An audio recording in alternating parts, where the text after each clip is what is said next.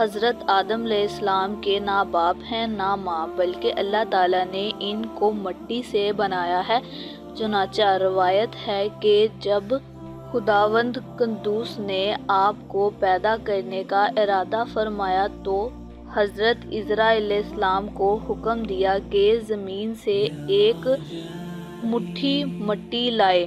حکم خداوندی کے مطابق حضرت عزرا علیہ السلام نے آسمان سے اتر کر زمین سے ایک مٹھی مٹی اٹھائی تو پوری روح زمین کی اوپری پرت چھلکے کے مانند اتار کر آپ کی مٹھی میں آ گئی، جس میں 60 رنگوں اور مختلف کیفیتوں والی مٹیاں تھیں، یعنی سفید، سیاہ اور سرخ، زرد وغیرہ رنگوں والی، اور نرم، سخت، شیریں، تلخ، نمکین اور پھیکی وغیرہ کیفیتوں والی مٹیاں شامل ہیں۔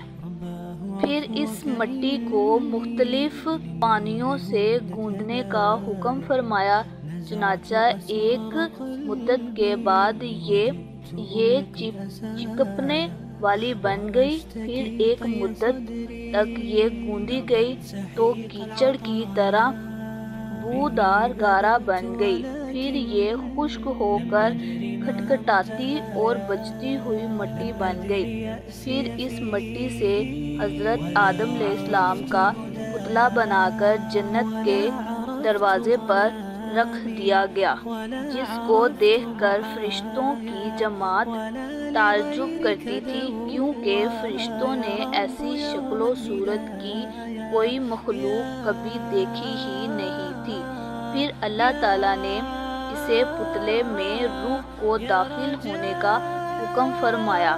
چنانچہ روح داخل ہو کر جب آپ کے نتوں میں پہنچی تو آپ کو چھینک آئی، اور جب روح زبان تک پہنچ گئی تو آپ نے الحمدللہ پڑھا، اور اللہ تعالیٰ نے فرمایا کہ یرحمک اللہ، یعنی اللہ تعالیٰ تم پر رحم فرمائے۔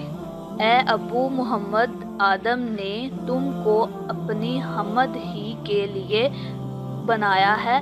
پھر رفتہ رفتہ پورے بدن میں روح پہنچ گئی اور آپ زندہ ہو کر اٹھ کھڑے ہو گئے۔ ترمذی اور ابو داؤد میں یہ حدیث ہے کہ حضرت آدم علیہ السلام کا پتلا جس مٹی سے بنایا گیا، چونکہ وہ مختلف رنگوں اور مختلف کیفیتوں کی مٹیوں کا مجموعہ تھی، اس لیے آپ کی اولاد یعنی انسانوں میں مختلف رنگوں اور قسم قسم کے مزاجوں والے لوگ ہوں گے۔ حضرت آدم علیہ السلام کی کنیت ابو محمد یا ابو بشر اور آپ کا لقب خلیفۃ اللہ ہے، اور آپ سب سے پہلے اللہ تعالیٰ کے نبی ہیں۔ آپ نے 960 برس کی عمر پائی، اور بوقت وفات آپ کی اولاد کی تعداد 1,00,000 ہو چکی تھی، جنہوں نے طرح طرح کی صنعتوں اور عمارتوں سے زمین کو آباد کیا۔ قرآن مجید میں بار بار اس موضوع کا بیان کیا گیا ہے کہ حضرت آدم علیہ السلام کی تخلیق مٹی سے ہوئی۔ چنانچہ سورۃ ال-عمران میں ارشاد فرمایا کہ بے شک عیسیٰ علیہ السلام کا حال آدم علیہ السلام کی طرح ہے کہ انہیں مٹی سے بنایا، پھر فرما دیا کہ ہو جاؤ تو ہو گیا۔ دوسری آیات میں اس طرح فرمایا کہ بے شک ہم نے انسانوں کو چکنی مٹی سے بنایا۔ کہیں یہ فرمایا کہ اور بے شک ہم نے انسانوں کو بجتی ہوئی مٹی سے بنایا، جو اصل میں ایک سیاہ بودار گارا تھی۔ حضرت حوا علیہ السلام۔ جب حضرت آدم علیہ السلام کو خداوند قدوس نے بہشت میں رہنے کا حکم دیا تو آپ جنت میں تنہائی کی وجہ سے کچھ کچھ معلول ہوئے تو اللہ تعالیٰ نے آپ پر نیند کا غلبہ فرما دیا اور آپ گہری نیند سو گئے، تو نیند ہی کی حالت میں آپ کے بائیں سب سے چھوٹی پسلی کو اللہ تعالیٰ نے آپ کے بدن سے جدا کر دیا اور اس ہڈی کی جگہ گوشت پیدا فرما دیا۔ پھر اسی پسلی کی ہڈی سے حضرت حوا علیہ السلام کو پیدا فرما دیا۔ اس لیے ہر مرد کے دائیں طرف 18 پسلیاں اور بائیں طرف ایک کم یعنی 70 پسلیاں ہیں۔ پسلی کے جدا ہونے سے حضرت آدم علیہ السلام کو کوئی تکلیف نہیں ہوئی، بلکہ آپ کو احساس بھی نہیں ہوا کہ میری ایک پسلی جدا ہو گئی ہے۔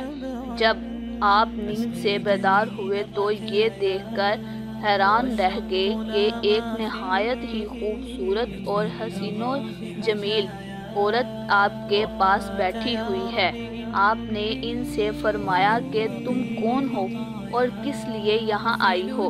تو حضرت حوا علیہ السلام نے جواب دیا کہ میں آپ کی بیوی ہوں اور اللہ تعالیٰ نے مجھے اس لیے پیدا فرمایا تاکہ آپ کو مجھ سے انس اور سکون قلب حاصل ہو اور مجھے آپ سے انست اور تسکین ملے اور ہم دونوں ایک دوسرے سے مل کر خوش رہیں اور پیار محبت کے ساتھ زندگی بسر کریں اور خداوند قدوس کی نعمتوں کا شکر ادا کرتے رہیں۔